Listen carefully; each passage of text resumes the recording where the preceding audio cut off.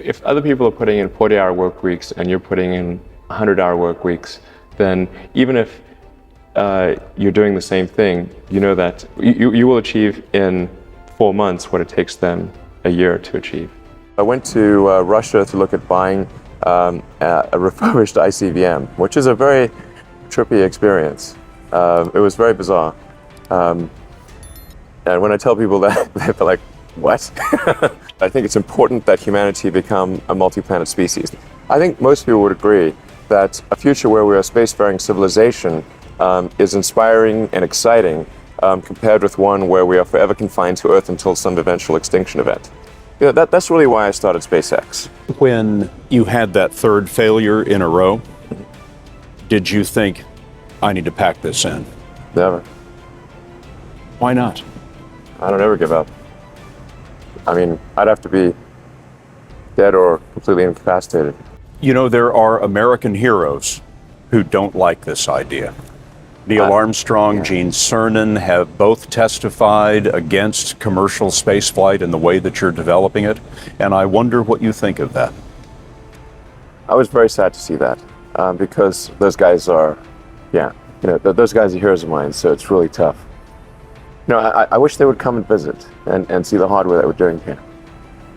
And I think that would change their mind. They inspired you to do this, didn't they? Yes. And to see them casting stones in your direction. It's difficult. What are you trying to prove to them? What I'm trying to do is to make a significant difference in spaceflight and help make spaceflight accessible to almost anyone. And I would hope for as much support in that direction as we can receive. You want to do projects that are inspiring and that make people excited about the future. Life's got to be about more than just solving problems. You want to get up in the morning and say, yes, I'm looking forward to that thing happening. And I guess that was my essential disappointment with the California so-called high-speed rail. It's like, I was looking at that, wow, and it's like, well, they've got better things, they did better things in Japan 30 years ago. They've got something way better in China. Why are we doing this and spending so much money on it?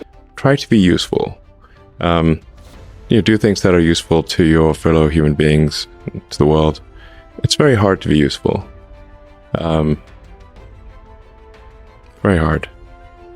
Are you contributing more than you consume? Can you try to have a positive net contribution to society? I think that's the thing to aim for. Not to try to be sort of a leader for the sake of being a leader or whatever. A lot of the time, the people you want as leaders are the people who don't want to be leaders. So, if you can live a useful life, that is a good life. A life worth having lived. And like I said, I would just encourage people to use the mental tools of physics and apply them broadly in life. They're the best tools. But I'd encourage people to read a lot of books. Just read, basically try to ingest as much information as you can, and try to also just develop a good general knowledge. So you at least have like a rough lay of the land of the knowledge landscape. Try to learn a little bit about a lot of things. Because you might not know what you're really interested in. How would you know what you're really interested in if you at least aren't doing a peripheral exploration broadly of the knowledge landscape?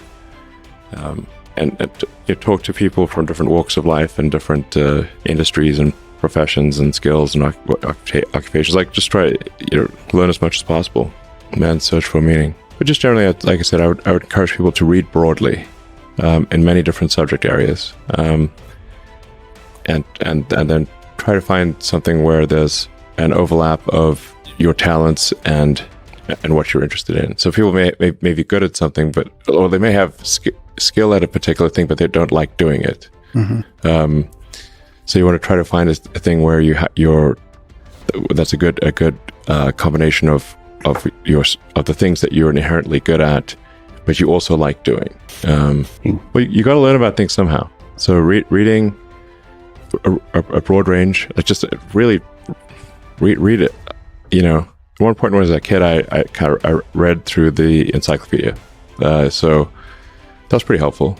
And there are all sorts of things I didn't even know existed. Well, lots, obviously. And It's like as broad as it gets. encyclopedias were digestible, I think, you know, whatever, 40 years ago. You know, maybe read through the condensed version of the Encyclopedia Britannica. I'd recommend that. You can always like skip subjects where you read a few paragraphs and you know you're not interested, just jump to the next one.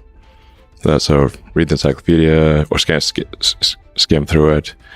But I, you know, put a lot of stock and certainly have a lot of respect for someone who puts in an honest day's work to do useful things, and just generally to have like not a zero-sum mindset, or like have more of a grow the pie mindset. Like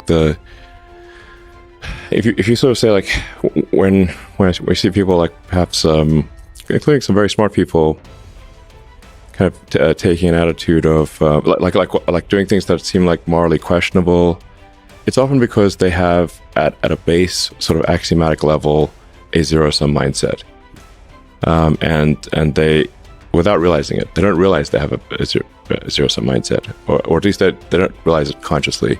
And so if you have a zero-sum mindset, then the only way to get ahead is by taking things from others.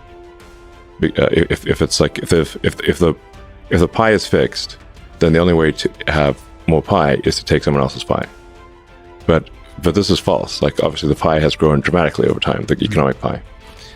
So in reality, you can have so overuse this analogy. You can have there's a lot of pie. Yeah, pie is not fixed. Yes. So you really want to make sure you're not operating without realizing it from a zero-sum mindset, where the only way to get ahead is to take things from others. Then that's going to result in you trying to take things from others, which is not good. It's much better to work on adding to the economic pie. Maybe, you know, so that's a big deal. I think there's like a fair number of people in finance that do have a bit of a zero-sum mindset.